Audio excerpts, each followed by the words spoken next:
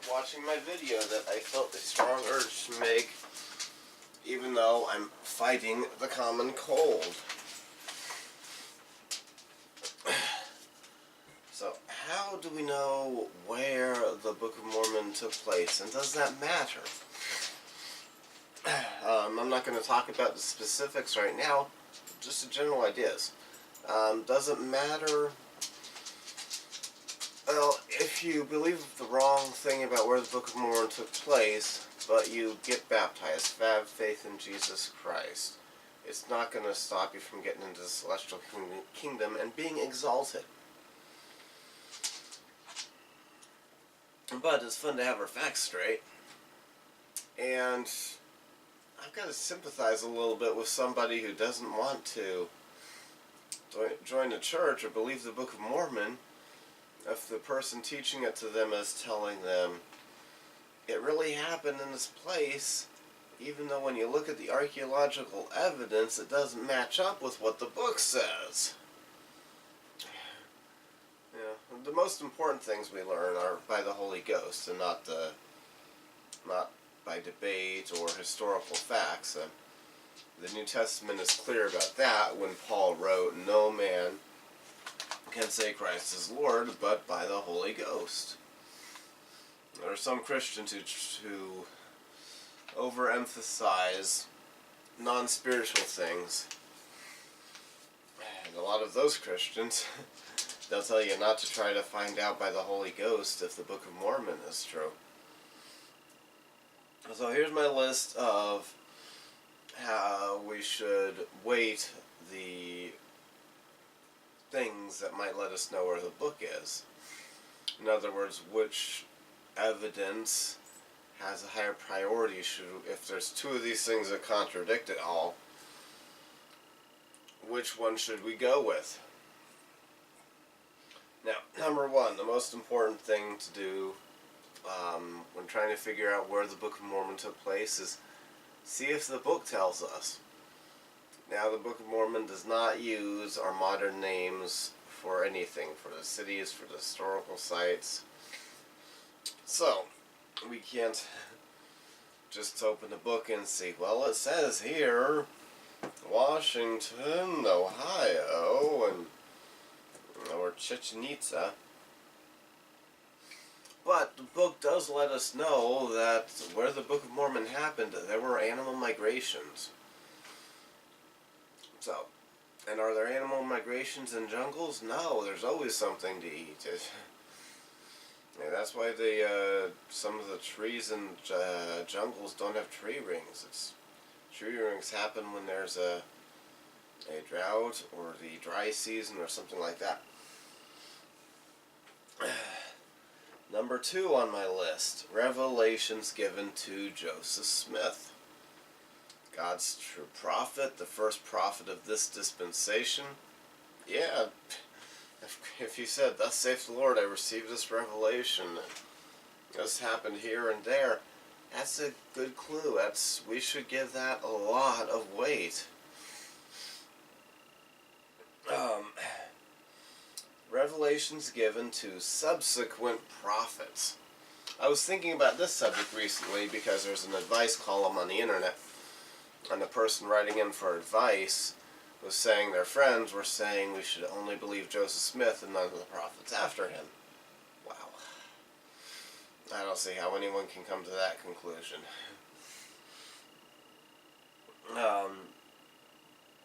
But God lives.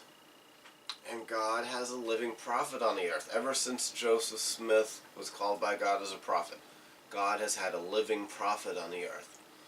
So if there's something that was vague or not clear or not defined before, God can have his new prophet come out and say, "Thus saith," and that has happened. Changing the meeting times at church, that happened because we have a true prophet. Now, thoughts and guesses of Joseph Smith.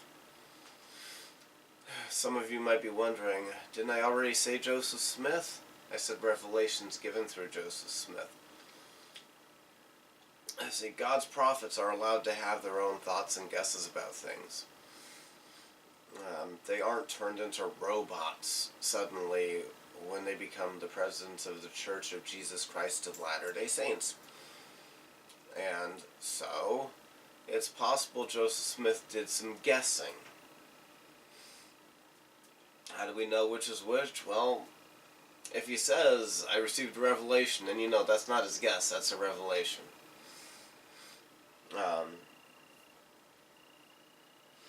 Scientific and historical evidences. I put these last because science changes. People used to think the Earth was the center of the galaxy or the solar system. Didn't realize there was a solar system. We call it solar system because the sun is the central and most important part of it. All the planets go around it.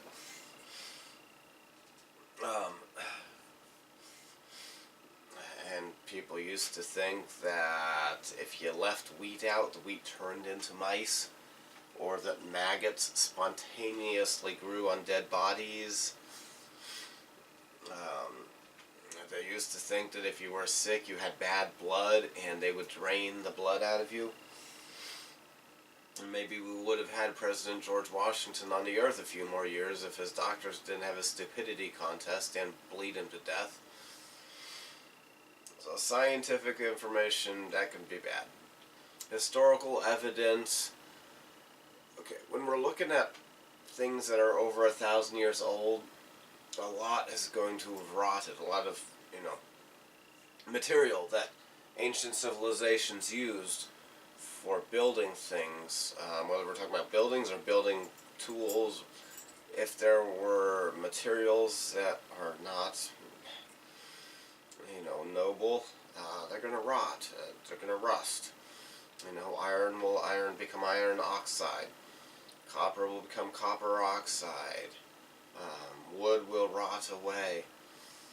So we're going to have some things aren't going to last from old civilizations. So there's a weakness in being certain about the past based on what survived from an old civilization. There's definitely some inferring and guessing and interpretation put onto ancient ruins. But I broke this down into more than one category.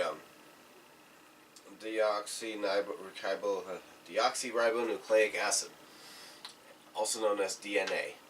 But we should learn the full name of it, so maybe we could name something else DNA. Now, if we do not find deoxyribonucleic acid, that's not a problem for several reasons. One is the Book of Mormon does not claim to be about every single person, every civilization or group in the entire hemisphere. The Book of Mormon stops at 400 AD. There could have been a migration that came after that. There could be groups that intermixed. They could have intermarried the people that were there. Since we don't know for certain if there were other people in the Americas that the Nephites and Lamanites and Mulekites mixed with, that mixing could have eventually resulted in a lack of, DNA evidence, because your DNA is not a listing of every ancestor. It's possible for certain genetic markers to not be passed on.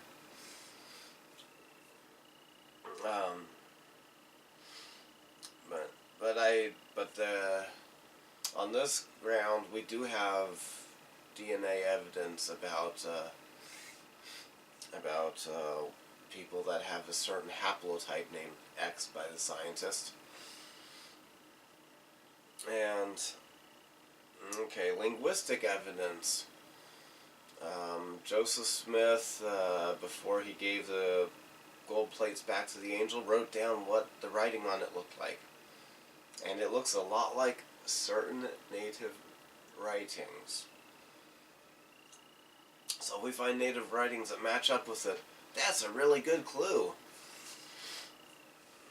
And, what do they call God?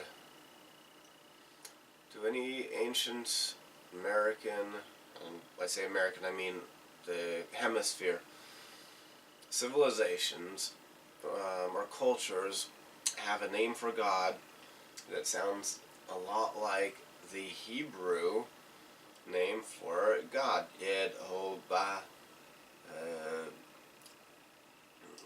anglicized as Jehovah. Yeah. And archaeological artifacts. These are good, but, if some things rot, and sometimes you have to do some inferring about the artifacts.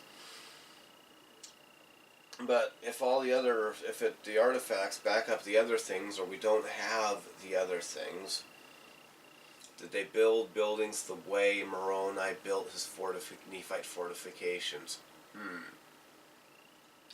Did the temple get built the way a Nephite temple would get built? What do I mean by that? Well, Nephi's temple was built after the manner of the Temple of Solomon, except they did not have the same precious materials they could use with it. What was the Temple of Solomon like? Any drawing or diagram or recreation of that building that I have ever seen was a rectangular shaped building designed for people to get inside of the building, to get away from the world outside, or inside of the temple walls to get away from the world outside. That's what God's temples have always been. The tabernacle in the wilderness. Well, Herod, who built the temple, or upgraded the temple for the Jews, was not a prophet of God. He was still trying to follow the patterns that the Jews would have accepted. God's people who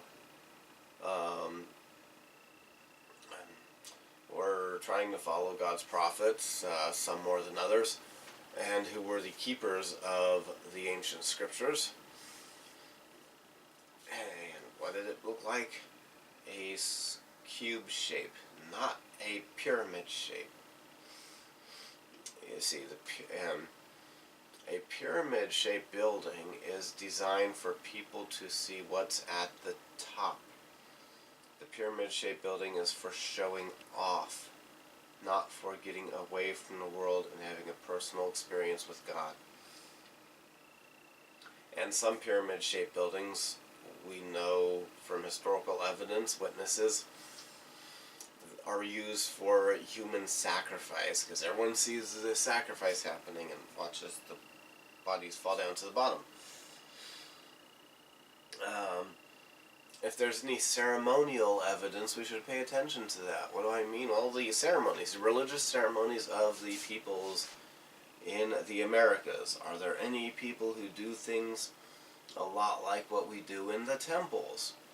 Now this, of course, is low on my list because we only have so many ways we can move our hands. So there might be some coincidence in that.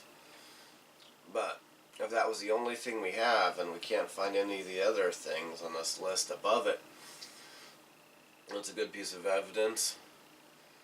And alright. Thank you for watching. You have a good day.